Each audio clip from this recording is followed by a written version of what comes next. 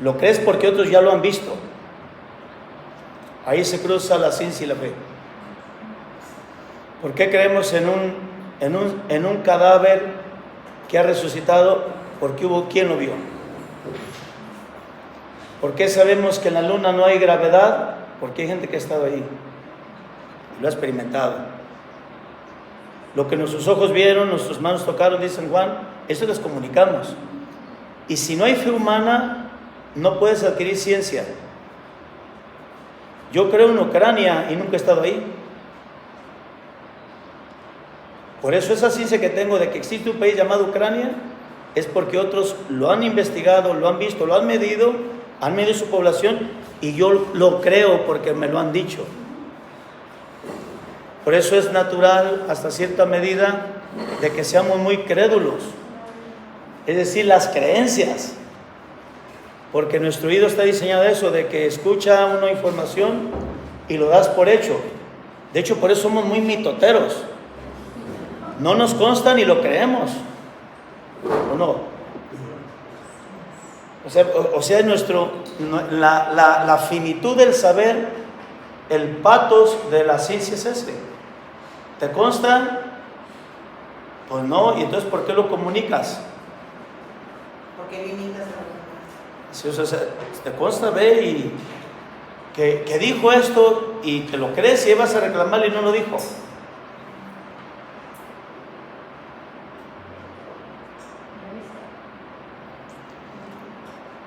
Pero bendito sea Dios que así es el saber, porque eso facilita el amor.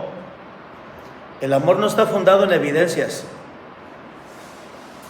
¿Te dicen que te quieren? Pues yo creo que sí. Lo vas viendo en los hechos, retroalimentas el credo es lo que te dicen, lo creído, de ahí viene la palabra credo, lo creo, lo veo, lo creo, lo veo. Lo tonto sería que lo crees pero nunca lo ves. Incluso nuestra fe, hay gente que cree y nunca ha visto a Dios en su vida, y esa sí es una desgracia. Porque se supone que somos testigos. Y Jesús prometió, cuando está hablando muy bonito del Padre y que se va a ir al cielo y que va a mandar el Consolador, y dice Felipe: oye, ya basta tanta palabrería, muéstranos al Padre y eso le basta al mundo entero. Y lo dice Jesús: quien me ama cumplirá mis mandamientos, y mi Padre y yo nos manifestaremos. La palabra manifestar en griego es phainomai. ¿Y saben qué se dice? ¿Cómo se dice phainomai? Es un fenómeno, algo que aparece a la vista. Por eso cuando tú escuchas, te fías y empiezas a hacer eso que te han dicho. Y si lo haces, es cuando empiezas a tener los pelos en la mano de que Dios existe. Y es el mismo proceso de Dios ha dado la fe a la necedad de la predicación. Porque solamente si hay amor, confía, si no, no.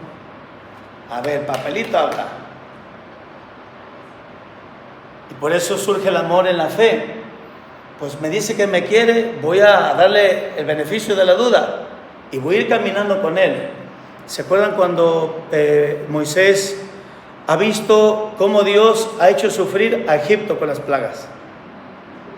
Y va a empezar a caminar el desierto con su pueblo.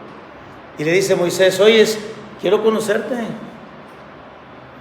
Es como si una muchacha me dice: padre, pues quiero vivir con usted, déjame conocerte. A ver qué alacrán me voy a echar al seno, ¿no? Y le dice Dios: no me puedes conocer el rostro, porque si lo conoces vas a morir. Pero te voy a dar a conocer mi espalda. Y dice el texto que en el capítulo 34 del Éxodo, Moisés cae en un letargo. Y de forma metafórica narra el texto sagrado que vio la espalda de Dios, Moisés, y dice: Dios misericordioso y clemente, compasivo, que perdona siempre. Dice Moisés: acompáñanos, nos convienes. Pero si Moisés hubiera visto otra cosa de Dios, no, gracias, mejor. Para que nos trates como trataste a Egipto, pues como que no. Entonces es cuando ya empieza la evidencia y te conviertes en un testigo. Pero porque has le has dado a Dios el beneficio de la duda. Haz la prueba, pero tienes que fiarte. Hay una anécdota de un alpinista que se preparó durante 5 años para subir el Monte Everest. Y cuando se llegó el momento de la expedición, a los 2 días del ascenso cayó una tormenta de nieve. Y pues se cegó, vino la noche y dijo el que dirigía, ¿saben qué? Tenemos que devolvernos. Esto no se puede y podemos hasta perder la vida. Y dice el alpinista que se había preparado, pues me preparé 5 años para esto, no. Yo voy a seguir caminando. Si usted regrese. Yo sigo caminando, más o menos en las rutas. Y se viene una avalancha y se queda colgado en la oscuridad de la noche en un abismo. Y después de renegar, como siempre nos pasa a todos, pues se acuerda de Dios y empieza a gritarle a Dios. Y ya se le presenta a Dios y le dice, ¿qué quieres que haga por ti? Y como el ser humano siempre se siente omnipotente, ¿qué no estás viendo? ¿Se acuerdan que Jesús se presenta con los discípulos de Maús? ¿De qué vienen hablando? Dios siempre se presenta como un discípulo, no como un maestro. Escuchen, padres de familia. ¿De qué vienen hablando? ¿Eres el único que no sabe? O sea, todavía la agresividad de los... No, platíquenme. Como dice Eugenio Derbez, explícame. Dice, quiero que me libres. Estoy en el abismo colgado, con la cuerda nomás, con los arneses. Y le dice Dios, ¿tú crees seriamente que puedo salvarte? Y dice el alpinista, si no lo creyera, no te lo pediría. Y dice Dios, corta la cuerda. Pura fregada que la corto. El único que me queda de vida, ¿no? No la cortó y a la mañana siguiente fueron a buscarlo y lo encontraron colgado a 1 metro de la nieve. ¿Qué era lo único que le pedía a Dios? Confianza. No la tuvo. Dios sabía que estaba a 1 metro de la nieve, porque Dios conoce toda la realidad, conoce nuestra historia, conoce por qué nos ha pasado eso, pero pensamos que somos los que sabemos. Queremos darle lecciones a Dios y por eso nos va como en feria. Por eso nos habíamos quedado en la reflexión, la última reflexión, de que Dios se gana la confianza de su pueblo, ¿cómo dijimos? Estando para su pueblo. De tal forma que en ese caminar durante esta vida hay una palabra que define esta situación en la que vivimos, San Agustín de Hipona, como una condición de ser humano lábil. O sea, lábil es peor que miserable. Nos vemos miserables en este mundo. Por eso, de alguna forma, Segismundo Freud había comentado que una necesidad de ser la protección, porque vemos, el ser humano aparece en el mundo con mucho miedo. ¿Se imaginan lo que pensó el primer ser humano en este planeta cuando cayó la noche?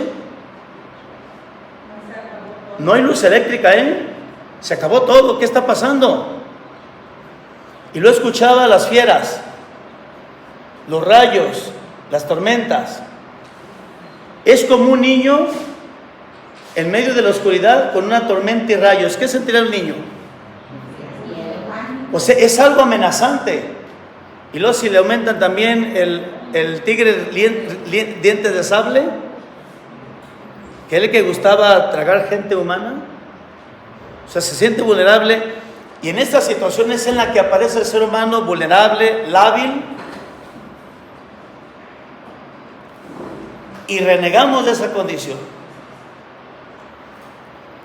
Aquel camino que va hacia la tierra prometida en el desierto, pero más que desierto no es un ecosistema, es una condición humana, nuestros propios desiertos, de sentirnos solos, de que la vida no cumple nuestras expectativas, de que no me gusta la familia en la que nací. ¿Qué podemos hacer?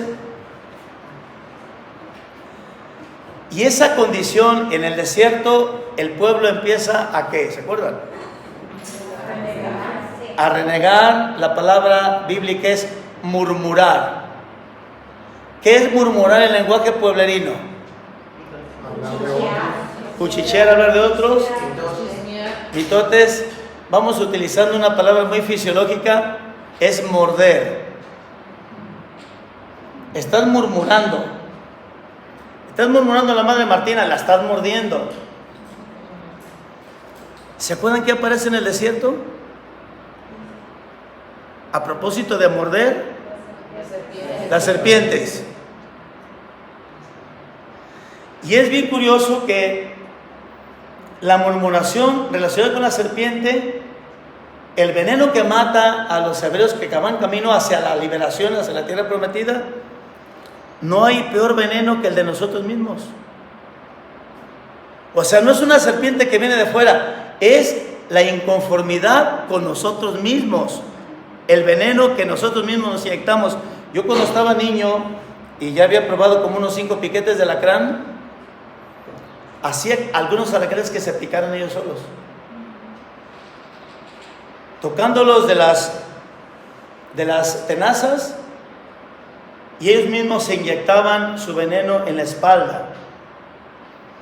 Es como un derrame de la bilis en los órganos vitales, o una peritonitis, madre, también, una septicemia, que lo mismo que está en nosotros como algo saludable se vuelve ¿qué? Venenoso. Pongan un ácido gástrico en la garganta, se quema. Porque hay una especie, hay un tubo en donde puede pasar, pero si pasa por otro, es puro veneno mortal para nosotros. Y es bien curioso que Dios le dice a Moisés, haz una serpiente de bronce y quien la mire quedará salvado. ¿Qué creen que significa eso? Que hace referencia bíblicamente a la cruz, lo que tú decías. Así como Moisés, dice Jesús, fue levantado en el desierto, así será levantado el Hijo del Hombre y atraerá a todos hacia sí. Antes del tema de la cruz, ¿qué creen que signifique que el pueblo se alivia de las serpientes contemplando la cruz? Mirándose a sí mismo Y dejando de murmurar. ¿qué significa eso en lenguaje muy coloquial? Cuando tú te miras a ti mismo y sabes que no puedes cambiar nada, ¿qué haces? Aceptar. Ustedes conocen medicina porque tal vez la han aplicado, la madre es doctora, no sé si hay alguna doctora más aquí. ¿Cómo trabaja mejor el medicamento? ¿Con uno renegado o con uno que acepta serenamente la enfermedad? Hace 3 años estaba platicando con un médico científico que está incursionando, no sé si existe eso, pero así dijo, la medicina atómica, molecular, que va directamente a lo que está malo, porque ya ven que de repente remanga todo el medicamento y arrasa con células buenas y malas. La gente que va a las quimios, que sale más muerta que viva, pero les ayuda. Y él decía, porque me decía, padre, explíqueme cómo el pecado original ha involucrado a todos y cómo la muerte de Cristo ha salvado a todos. Ese misterio de solidaridad.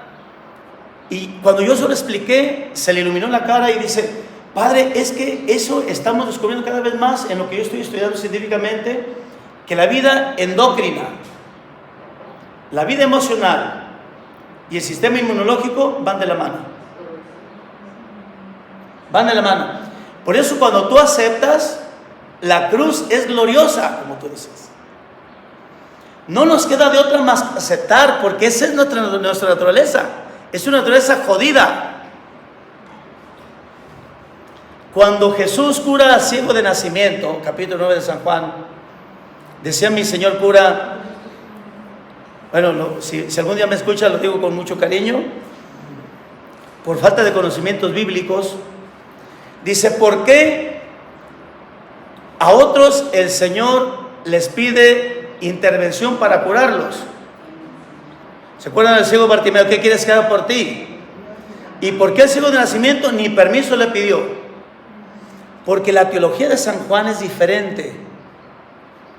Para San Juan, el ser humano está ciego, en el símbolo del ciego de nacimiento.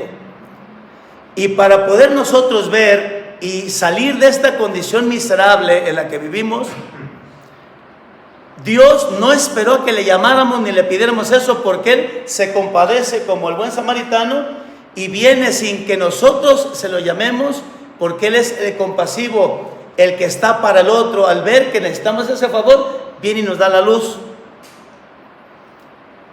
¿Cuántas veces hemos escuchado cuando dice el Padre, ese es el qué? ¿Qué? El pecado, no los pecados.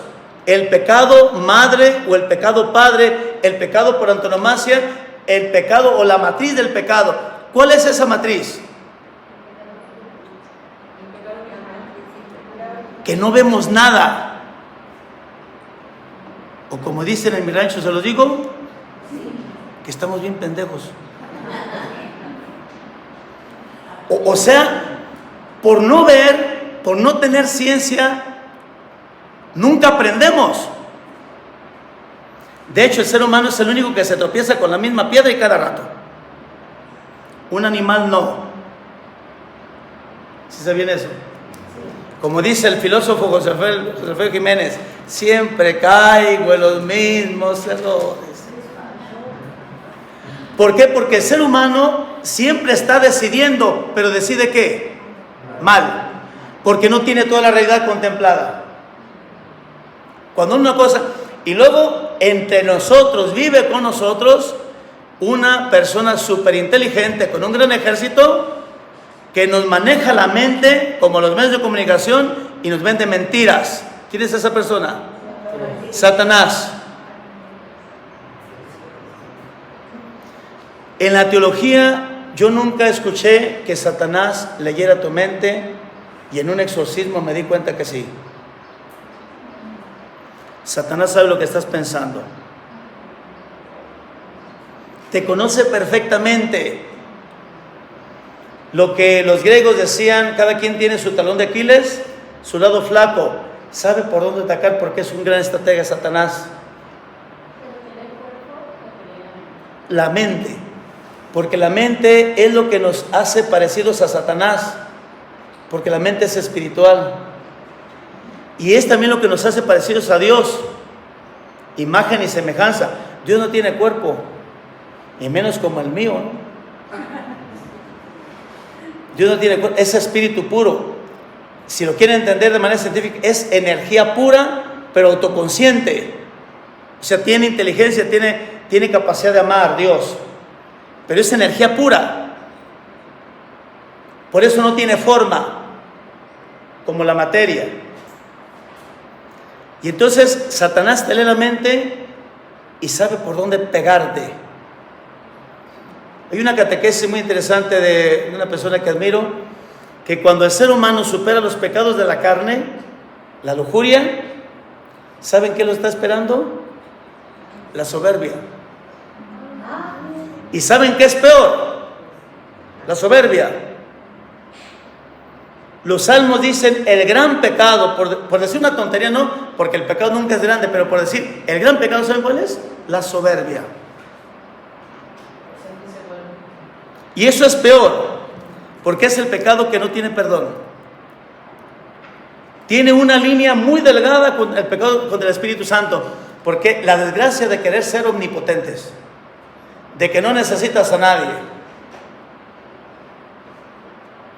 Y entonces yo en algunos consejos de la confesión digo, soberbia y bajo estima es lo mismo. Soberbia y lujuria es lo mismo. Castidad y humildad es lo mismo. Por eso María es la mujer más limpia, porque es la mujer más humilde. Homilía de un gran santo, San Cristóbal Magallanes y compañeros mártires. ¿Se acuerdan quién fue San Cristóbal Magallanes? Por eso encabezó la lista de los mártires, porque él desde su vida la gente lo consideraba como un santo, de 50 años de edad.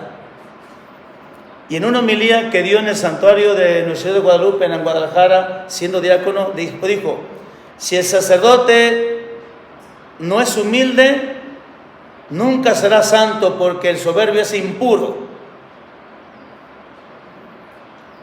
Por eso esta condición en la que estamos, hermanos, Dios se ha compadecido y nos ha venido a dar luz. ¿Luz sobre qué? Sobre nosotros mismos primeramente. ¿Ontoy? ¿Quién soy? ¿Cuáles son los recovecos que de repente Satanás sigue agazapado y sigue jodiendo? Lo que decía Sigmund Freud, el sótano de la muerte. Hay una señora que sufría mucho en viajar en un avión, no digo el país porque si no la voy a descubrir, porque es un país peculiar, de ahí su esposo. Y estando ya abordado el avión, entraba en una crisis de ansiedad y se bajaba, perdía el boleto. Y él sufrió mucho, y como es una mujer de oración, dice, le empecé a pedir mucho al Santísimo Sacramento que me revelara que me estaba lastimando, porque siempre hay razón suficiente, siempre las cosas suceden por algo. ¿Y qué creen que le reveló Dios en un sueño? Pregúntale a tu madre el proceso de embarazo en el que tú te gestaste. ¿Y saben qué le confesó su mamá llorando? Dice, hija, qué bueno que vienes, tengo 3 años luchando cómo decirte y no puedo. Qué bueno que abres el tema. Su mamá trató de abortarla 8 veces en el primer mes de embarazo. Entonces, ese tubo que se supone que debe ser más seguro, se volvió el más amenazante. El fuselaje del avión le entraba por el sótano de la muerte y empezaba con esa crisis, porque sin duda alguna ella sintió, aunque fuera un cigoto, la amenaza de la muerte. ¿Cómo la ven? Perdona, mija, te perdono, madre, pero gracias a eso estoy salvada. Ahora viaja 3 veces al año y se duerme bien a gusto. Pero por eso conmigo mismo, ¿qué zonas son las que están arrojando ahí? Decía una señora, padre, yo no entiendo por qué de los 8 años para atrás tengo el cassette borrado. ¿Cómo que no te acuerdas? No. Y resulta que en un viaje a su casa se queda solo el camión con el conductor y empieza un estado de ansiedad y se baja 5 cuadras antes de la parada, donde tenía que pararse.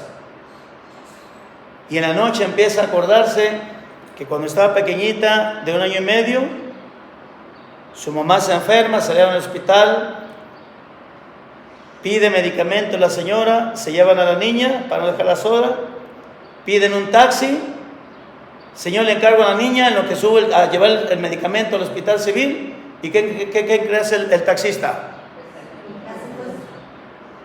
La viola. Por eso cerró esa historia. No es cerrar, es aceptar.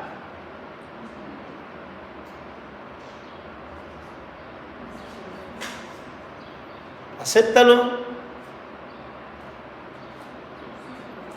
Por eso cuando Jesús viene nos ayuda a aceptar nuestra condición. ¿Renegó alguna vez de su condición humana?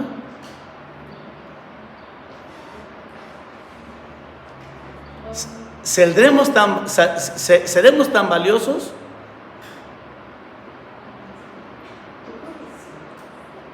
¿Sí seremos valiosos?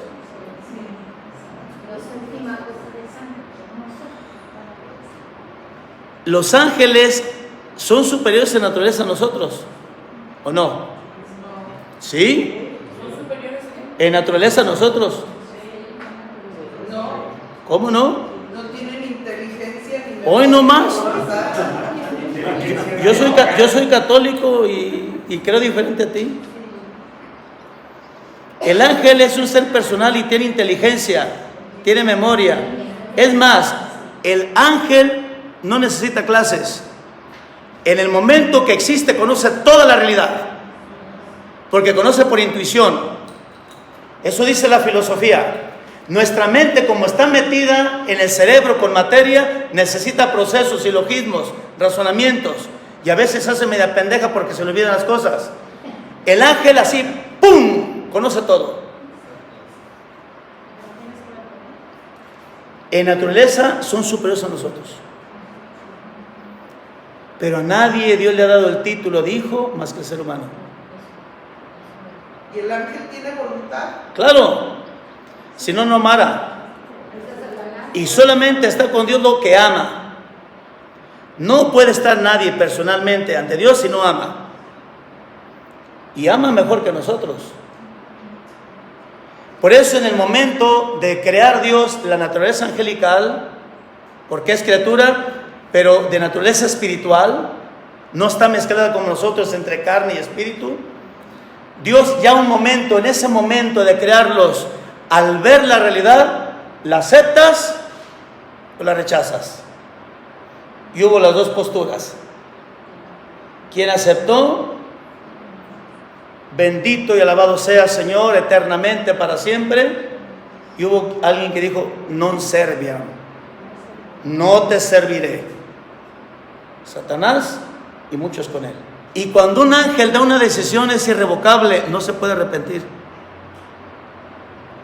Nosotros sí, porque estamos mezclados.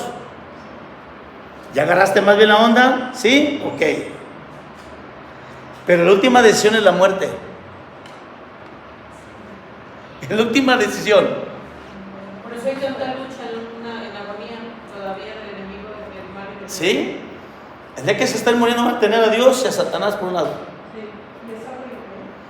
Y lo que les va a presentar Dios es solamente esto: te amo, he dado la vida por ti. ¿Y saben qué les va a decir Satanás? Todas sus podridas. Todas sus podridas. Por eso les decía que Dios no ve el pasado. Nosotros sí, y mucho. Por eso vivimos en crisis entre la finitud y la infinitud. Sí tenemos un deseo de eternidad, como dice San Agustín. Nuestro corazón lo hiciste para ti y estará inquieto, pero de repente nos vemos limitados y por eso somos un conflicto interior. Su pasado lo está condenando, ¿verdad? Y como por eso Dios se ha compadecido de nosotros y nos da una potencia de luz como no tiene idea, pero por la soberbia de nosotros, por querer ser omnipotentes, creemos en los malditos méritos. Y el mérito no va con el amor.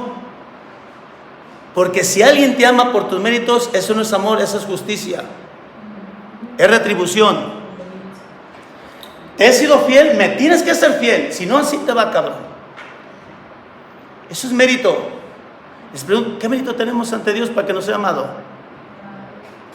Estando muertos, dice San Pablo. Estando muertos, nos amó. O sea, ¿quién ama una cosa echada a perder? O sea, ¿por qué Dios es así? ¿Por qué Dios es así? Porque le da su gana. Y es una gana, una voluntad eterna. Si ustedes contemplan el Evangelio de ayer del Sagrado Corazón de Jesús, ¿alguien se acuerda cuál fue? Sí, el de la lanzada. No. El Evangelio de ayer por el ciclo se leyó el de San Mateo, que dice: gracias, Padre, porque te he revelado a la gente sencilla. No, el de ayer fue el Evangelio del Sagrado Corazón. Si alguien tiene el misal. Y luego, gracias, Padre, porque así te ha parecido bien. Ese evangelio venía en el misal que hace el Centro de Comunicaciones Diocesano Creator. Dice: nadie conoce al Padre sino el Hijo, etc. El contexto de ese evangelio es la crisis vocacional y evangelizadora de Juan el Bautista, que está en la cárcel. Capítulo 11 de San Mateo, versículo 3. ¿eres tú el que ha de venir o hemos de esperar a otro? Le manda a decir Juan el Bautista, porque el discurso de Juan el Bautista ha sido: agárrense, porque el Señor va a cortar todo el árbol que no dé fruto. Ya está la hacha puesta en el tronco y la paja va a ser encendida en el granero. Y entonces ese discurso de preparación del Mesías, resulta que Jesús sale bien bonachón. Convive con los pecadores, se deja tocar por las prostitutas, come con los publicanos. ¿De qué se trata?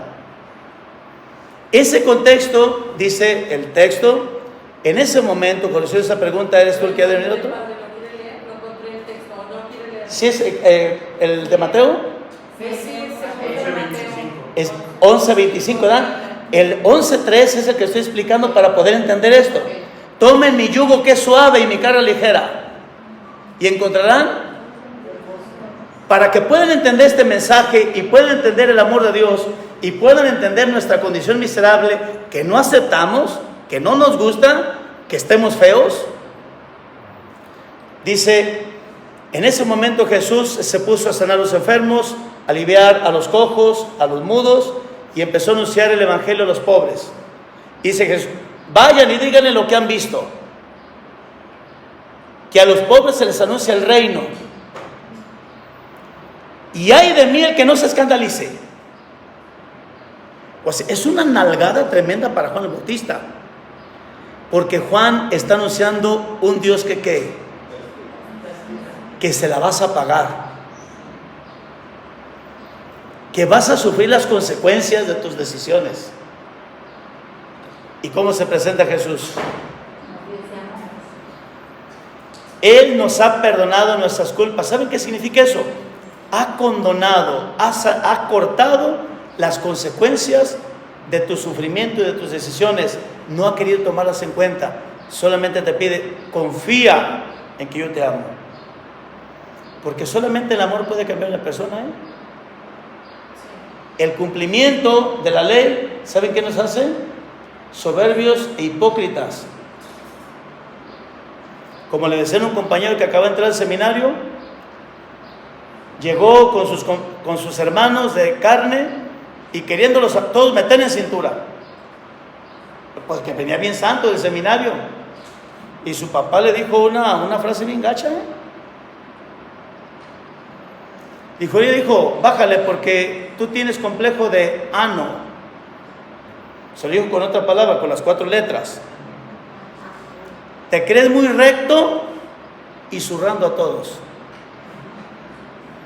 Eso nos da el cumplimiento de la ley, pero una ley que no nos mueve el amor, sino el miedo y la autorreferencialidad para ganarnos el cariño de los demás, porque son muy cumplidores. El cielo no se está en venta, no se gana, se acepta, se recibe y se agradece. Por eso cuando tú tienes un encuentro realmente con Dios, tu vida cambia.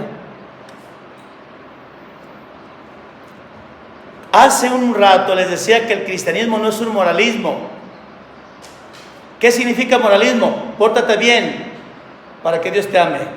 Pórtate bien para que te vayas al cielo. El cristianismo es el encuentro con una persona que transforma tu mente, le da un horizonte a tu vida y lo sostiene siempre. Es un encuentro. Por eso, si ustedes ven las 4 partes del Catecismo de la Iglesia Católica, lo primero es lo que creemos. ¿Qué creemos? Lo que Él ha hecho por nosotros. Nosotros no hemos hecho nada. Y luego, en segundo lugar, celebramos porque estamos contentos. Él ha hecho todo. Y hasta en tercer lugar está la vida moral. Pero muchos de nosotros queremos empezar por la vida moral. Si no me porto bien, me voy a ir al infierno. Aunque te portes bien y no amas, te vas a ir al infierno. ¿Y qué es el infierno? Las consecuencias de querer vivir de manera autosuficiente. Por eso, en esta situación en la que estamos viviendo, ante las nuevas tecnologías, ante el desarrollo que quiere polarizarse en una sola dimensión del desarrollo parcial, pues o nos sentimos los superhombres o nos sentimos que hay que superar a este hombre y hay que creer mejor en las máquinas. Obviamente que la tecnología es muy buena, pero si la manejamos respetando a la persona, porque puede haber gente que con una operación de un robot salga mejor operado que por un médico. Excelente, la medicina. Pero ya que quieras tomar decisiones de seleccionar quién es un humano de calidad y quién no, ¿les gustaría eso? Este sí vale, este no. Y a eso nos puede llevar el desarrollo que está viviendo el mundo, y que por eso pues la persona no vale, no tiene ningún valor, ningún precio. Ya entran criterios de queda. No tiene caso que ocupes ese ventilador cuando llega un joven de 30 y tantos años que tiene más potencial para poder vivir. Y yo decía, esos criterios son los que van en contra de la dignidad infinita de la persona. Es bien injusto. Así es. Fue terrible, me acuerdo de nada. Sí. O cuando dice el médico, le dice al papá, ¿a quién salva, a tu hijo o a tu mujer? O sea, ¿qué criterios? Y lo dice el Papa, ¿qué visión antropológica tiene quien va a decidir? ¿Criterios de calidad? La calidad son los productos, no la persona. La persona no tiene calidad, tiene valor. Más aún, ni tiene precio, porque precio es de dinero. ¿Cuánto cuestas? Por eso, si alguien le dice preciosa, está diciendo prostituta. ¿Cuál es tu precio? El ser humano tiene valor. Entonces, esta visión antropológica, curiosamente, habría que preguntarnos qué visión antropológica tienen los que están manejando los poderes de la tecnología, que ya no es el Estado, que ya de por sí es un Estado fallido, ¿no? El que vive el mundo entero, en donde las leyes no protegen al ser humano, protegen los intereses económicos. La democracia es una mentira. Siempre ganan los poderosos, y ahorita poder es dinero. Entonces, estos gremios de la tecnología súper avanzada están en manos de particulares. Ahora sí, ¿qué piensan del ser humano ellos? ¿Qué piensan? Entonces, esta visión antropológica es la que va a determinar la selección de las especies.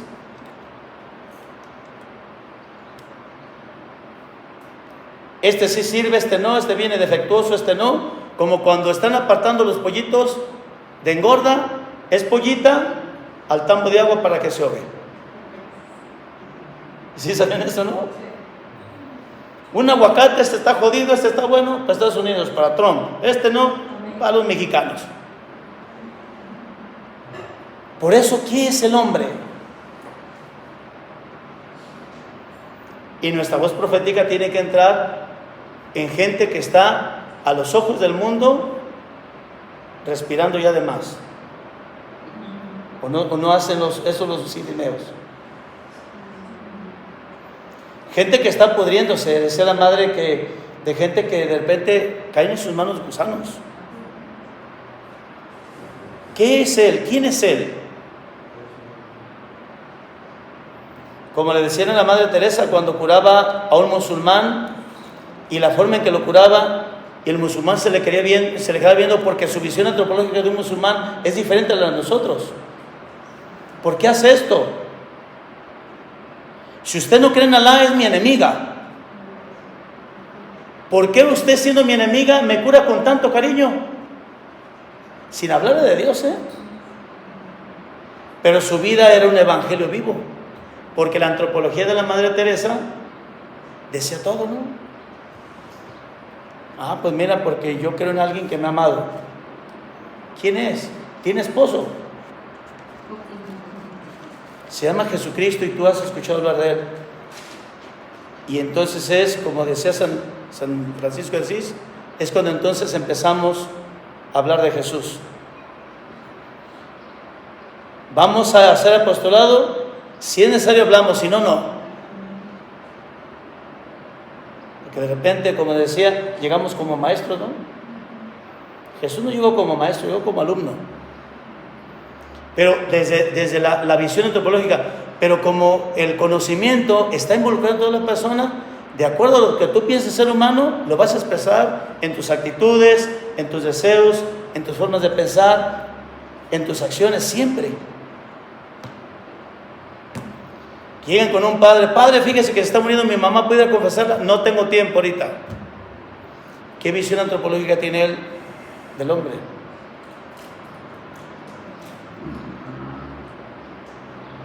¿Qué piensa del ser humano? Y desde eso se desprende qué piensa él del sacerdocio. ¿Para qué es el sacerdocio para él? Es bien curioso, miren, hemos degradado tanto el evangelio los padres, los sacerdotes, que cuando uno confiesa a una persona, Padre, gracias por darme su tiempo. ¿Qué? Sí, para eso es nuestro tiempo, para ustedes. Pero hemos dado a entender eso. ¿Sí me doy a entender? Por la visión antropológica tan terrible que tenemos. ¿Por qué el Señor se ha bajado tanto? Decía San Francisco de Asís, cuando contemplaba el pesebre, ni siquiera contemplaba con tanto amor y tanta ternura el Santo Sepulcro. Porque el Santo Sepulcro es un acto de poder de Dios, ¿eh? A mi hijo no quiero que se desintegre, lo levanto de la tumba. Pero el acto del nacimiento de Jesús, un niño en el pesebre, ¿qué es un pesebre? Es un comedero de animales. Jesús nació en un corral, con olor a estiércol, animales. Y ese es mero chido, ¿eh? ¿O no? Puras mentiras, hijas esas. Eso es lo que lastima la evangelización, fíjense. Lo que pasa es que la visión teológica del evangelio, cuando dice, lo envolvió en pañales y lo puso en el pesebre, y es una reflexión pospascual del redactor último del evangelio. Por eso es muy bonito estudiar el proceso canónico de la palabra, porque Jesús no escribió nada, y lo que escribió nunca sabremos qué, lo que se puso a escribir en el suelo, ¿se acuerdan? La mayoría de sus apóstoles no escribió nada, porque fueron enviados a evangelizar, no a escribir. Entonces, cuando tú entiendes desde el año 30, históricamente hablando, desde la fundación de Roma, sí saben que se empezaron a contar los años a partir de la fundación de Roma para saber que vamos ahorita en 2026. No, estudien pues, para que tengan cultura. Ahí les va. Los años se empezaron a contar mucho tiempo después de que nació Jesucristo. En todas las culturas.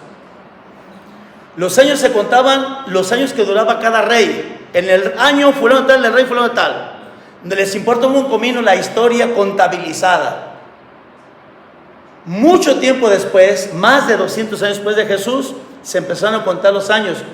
Se preguntan, ¿a partir de cuándo empezamos a contar?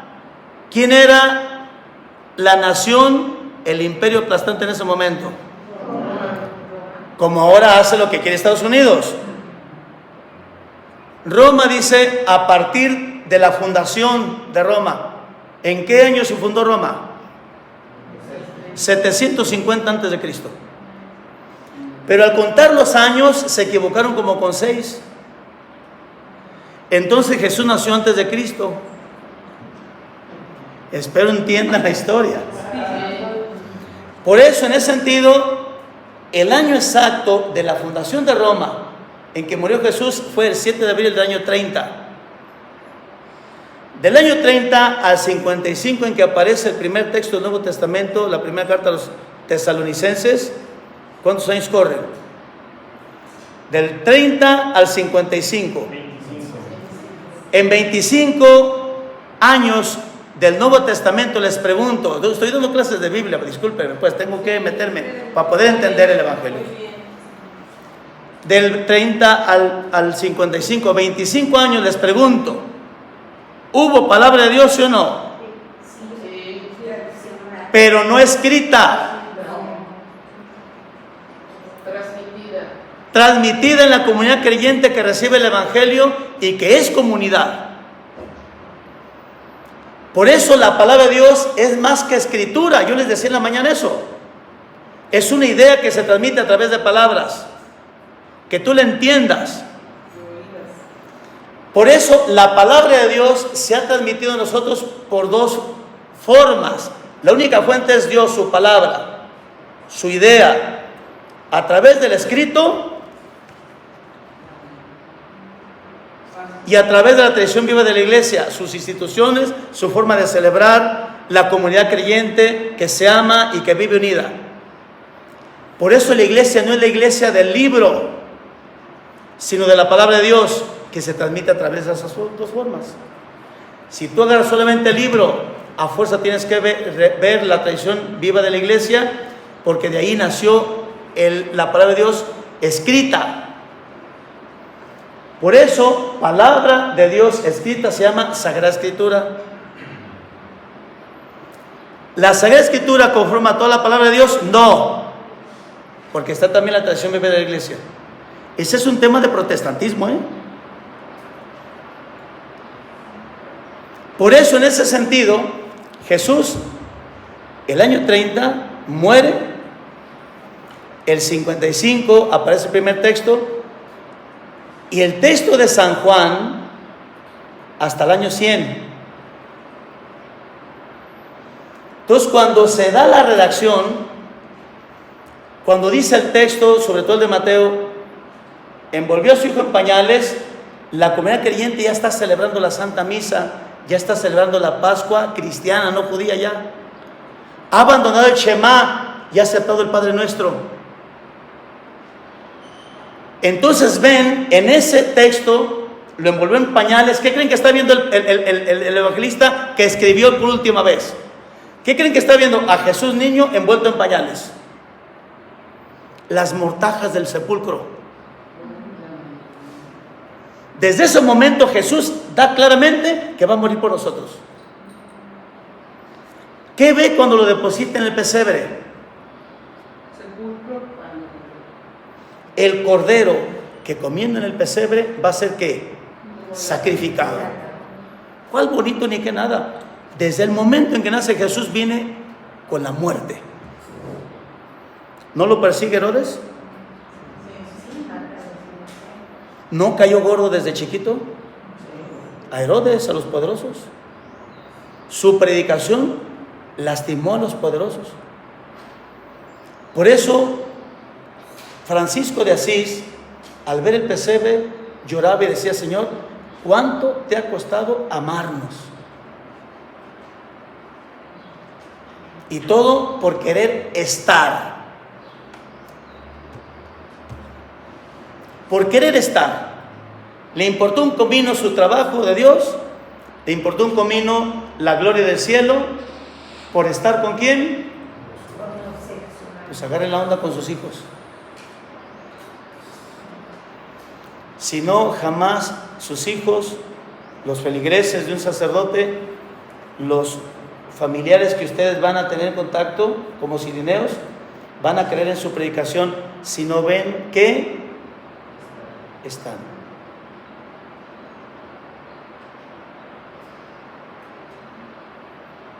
Hay parroquias, padre, pues nunca está el señor cura, ni duerme en la parroquia, aunque lo diga el derecho canónico, tiene que dormir ahí. ¿Por qué? Porque al derecho canónico se le ocurre que tiene que dormir ahí. No, porque el espíritu es que esté. Y esté para. Sí. Padre, me quedo pensando, nos dices que la confianza se gana en la presencia. Y si Dios se hace humano y se hace presente, me da por entendido que Jesús viene con nosotros para ganar. Para ganar su confianza, más bien. Sí. ¿Cuál es el interés de Dios de que los hombres vuelvan a confiar en Él? Que creas lo que humanamente hablando es imposible. Que creas lo que humanamente es imposible. ¿Qué es imposible? Superar la muerte. Porque tú ves que tu ser querido se pudre, apesta. ¿No decía eso Marta? Señor, ya apesta. No te he dicho que si crees verás la gloria de Dios. Si crees. Es como este cuate que estaba colgado. Ni madres, ¿cómo me voy a soltar si es lo único que me sostiene? Corte la cuerda. Lo único que le pido es confianza. Por eso, como dice el dicho, la desconfianza. Ese es el interés de Dios. Que lo que tú no puedes, o sea, para Dios todo es posible. ¿Se acuerdan que cuando Jesús, el Señor es anunciado que van a nacer y entra el misterio de la anunciación y el ángel, para ayudar la fe de María, le da un dato? Ve a tu pariente Isabel. Es una vieja embarazada que estaba estéril. Lo imposible con Abraham, un viejo de 100 años, su mujer de 90, estéril, y dice a Sara en sus propias palabras, y seca. Se dio. Y es de vacilar que tenga un niño en mis brazos. No manches, angelito, pues. Y el ángel se encabrona, ¿Sí se acuerdan de ese texto? ¿Por qué te ríes? No me estaba riendo. Sí se estaba haciendo no se haga. Bueno, ese no se haga es mío, pero hagan de cuenta que se lo dijo. Si yo fuera, no se haga pendeja, se estaba riendo. Acepte. Es de vacilada. Por eso Isaac es el que se está riendo. Es de vacilada. Fue de nervios. O de vergüenza. ¿Cómo que? Ya arrugada, ya. Decía una señora que conocí en la Meca, ya tenía 6 meses y medio de embarazo y pensaba que era una gastritis. Y tenía casi 50 años de edad. Y cuando se dio cuenta, lloró a mar de lágrimas con el doctor, no porque iba a ser mamá ni por la preocupación, sino por la vergüenza de qué dirían las del vecindario. ¡Qué ingenuidad! Si vive con un hombre, duerme con él, ¿qué hace? Pero es el desgraciado tabú, Araceli, el desgraciado tabú, que nuestras madres cuando estaban embarazadas, ¿qué se ponían? Una bata para que no se les notara. ¡Qué hipócritas! En derecho canónico, el matrimonio rato consumado, en términos canónicos, es el matrimonio que se ha celebrado legítimamente, con la investigación canónica, sus testigos, por el oficial, que es el sacerdote legítimamente constituido, que se ha dado el consentimiento legítimamente, y consumado es que hayan tenido sexo. Es la consumación del matrimonio, la sexualidad, y dice el código, de forma humana. Los que tienen sexo en la luna de miel con preservativo no han consumado su matrimonio, porque no es forma humana. La forma humana se entiende abierto a la vida, encuerado a las dos cosas. ¿Sí me doy a entender? Encuerado a las dos cosas. Y la pregunta es, imagínense que una muchacha al día siguiente dice, ya no quiero estar casada. Demuestra que no se consumó el matrimonio. Porque dice que no se consumó, porque canónicamente hablando se presume en derecho que si una mujer pasa la noche con un hombre en la misma habitación, casados, ¿qué hubo? ¿Rezaron el rosario? Por eso, si tú quieres meter la causa de unidad de que no se consumó el matrimonio y que sí prospera la causa, demuestra que no hubo nada de nada. ¿Cómo lo demuestras? Y menos ahorita que ya tienen uso de costumbres. ¿Sí me doy a entender? No, pues que me revise un ginecólogo. ¿Qué te va a revisar? Si ya... Bueno. ¿Por qué he explicado todo esto? Porque cuando tú entiendes el Evangelio, viene la luz de la palabra de Dios como idea, y entonces empieza a iluminar lo más recóndito que tienes en tu vida. Después de esa relación contigo mismo, porque somos relación, ¿a dónde creen que brinca esa relación? Al otro. Al otro. Y entonces al otro no lo ves como un enemigo, porque ya no eres enemigo de ti mismo, has aceptado tu condición. Experimentas que el otro es un hermano que merece compasión y respeto, no un enemigo al que hay que eliminar. Porque como una vez yo les comentaba, la persona que te cae más gorda es la persona que se parece más a ti. Pero como no te aguantas, por eso lo rechazan. Por eso es esta bondad entre el Padre y el Espíritu Santo, que amándose tanto, queriéndose tanto, están tan satisfechos consigo mismos, brincan ¿a dónde? A la relación con el hombre. Y después de esta relación con el hombre, pasa al tema de la sociedad. Y entonces tu vida personal se vuelve como una radiación al otro, y de ese otro a otro a otro. Y esa radiación brinca hasta la última relación, que es la naturaleza. Por eso, si la ecología está madreada, ¿qué significa eso? Que el hombre está madreado, está fragmentado. O sea, el hombre, la crisis ecológica es una crisis existencial del ser humano. Pues, imagínense cómo voy a creer que un niño quiere poner la basura en el bote y su madre dice, ¡ay, tírala! Como así tiraste a tu hijo, ¿o no? El mentado autocuidado. ¿A ustedes les da remordimiento tirar la basura en la calle? Sí. Ya van ganando mucho trecho. ¿Ahorran el agua? Sí. ¿O se enjabonan con el grifo abierto? La maldita excusa es, va a decir, es que en Colinas de San Javier, en Valle Real, todo el mundo tiene sus zonas verdes hermosísimas que gastan mucha agua. Malditas excusas. A ti en tu pobreza te toca cuidar lo pobre, y al millonario lo millonario. Y otra cosa peor, ¿saben cuántos litros de agua se necesitan para hacer una cerveza de 355 mililitros?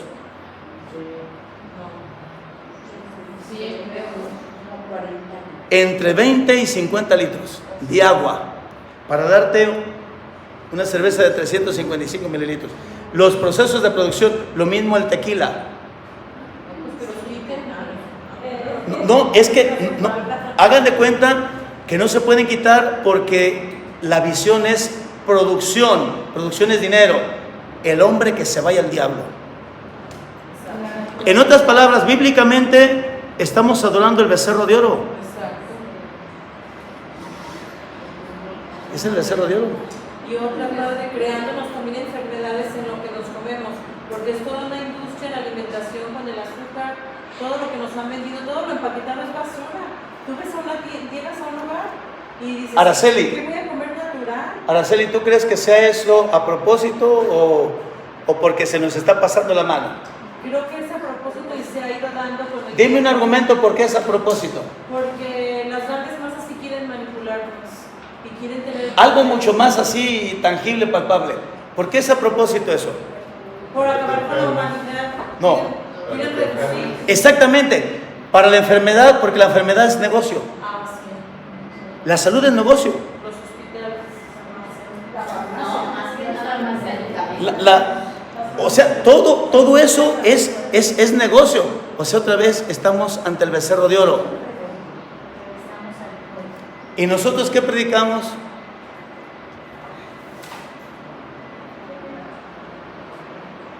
Pues vamos de la mano. ¿Cuál es nuestro discurso como cristianos?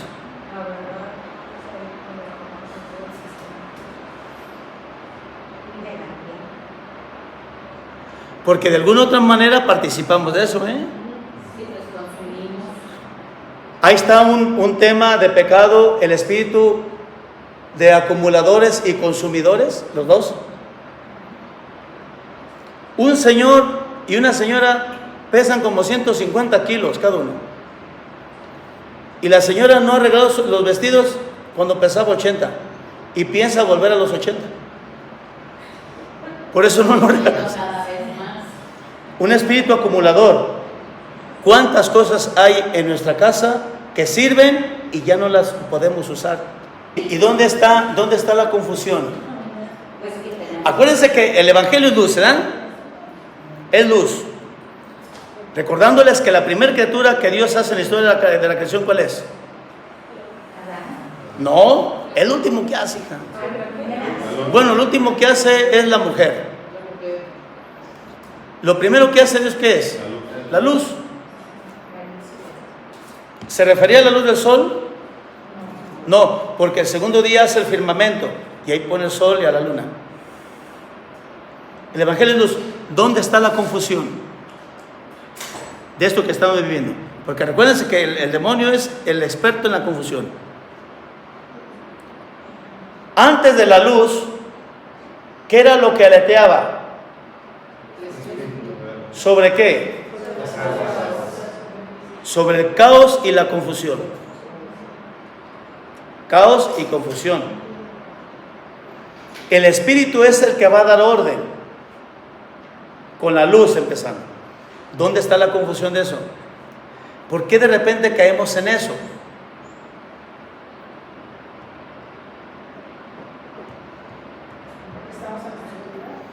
Porque confundimos la necesidad con el gusto.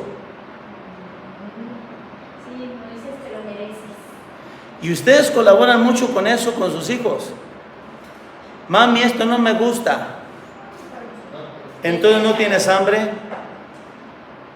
Porque la necesidad que se satisface con la comida es el hambre. No tienes necesidad. Tienes gusto. Haz con tu gusto lo que tú quieras. Yo estoy para satisfacer tu hambre. ¿No tienes hambre? No te doy de comer. ¿Quién tiene los pantalones para hacer eso? Porque el Evangelio sufre violencia, dice Jesús. Y solamente los violentos son los que entran ahí. O sea, firmeza. Tomar el camino fácil, muchos mediocres van por él. Pero el camino difícil de la vocación de hacerse hombre todos los días, es todos los días estar decidiendo de hacernos fragua. Decía un amigo, Teo, ¿lo conoces, madre? Teo, mi amigo de 76 años, dice que en su familia fueron 12 hijos, así como nuestra hermanita. Y dice que cuando su papá era muy caballeroso con su mamá y le decía, hey, su madre ni es su mesera ni su chacha, a la hora que ella diga que está la comida, a esta hora, todos se deben de comer porque no es restaurante. Respeten a su madre y a sus hermanas. No, pues llamaba y llegaban los hijos, mamá, no tengo hambre, escuchaba a Don Chon. Ah, ¿no tienes hambre? Muy bien, agárrese la pala y limpie el corral de los animales, para que le salga hambre y venga a tragar. Papá, ahora sí como, no, ahora se va para que le salga hambre. Ese es forjar en el carácter ante un mundo que nos hace confundir la necesidad con el gusto. Y ese mundo no te traga porque los tienen más puestos que el mundo. Porque el mundo al que me refiero es mentalidad. Y si no tienes la mente bien formada, lo que el Papa está pidiendo, pensamiento crítico, te tragas todo lo que te dicen las redes sociales. Ánimo. Antes de que se vayan a descansar, ¿alguna pregunta sobre este punto?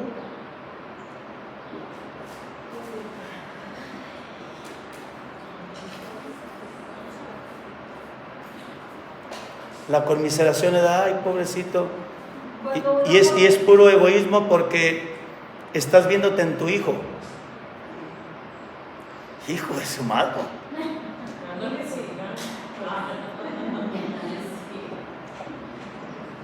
Conocí a una niña que abusaron, doy este ejemplo, abusaron de ella y la niña superó rápido el trauma y bendito sea Dios. No sé qué va a suceder cuando ella sea adulta porque los demonios vuelven. ¿Y saben quién sufría más? ¿Por qué creen? Porque también a ella le hicieron eso y se sentía culpable. Porque es una madre que nunca está. Nunca está. Ni en el día ni en la noche.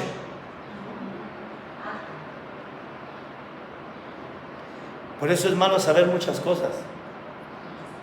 Porque quisieras decirle a la gente, ¿para qué te haces tú la culpable? Por eso la verdad es dura. Y no todos la aguantan. ¿Quieres que te digan la verdad?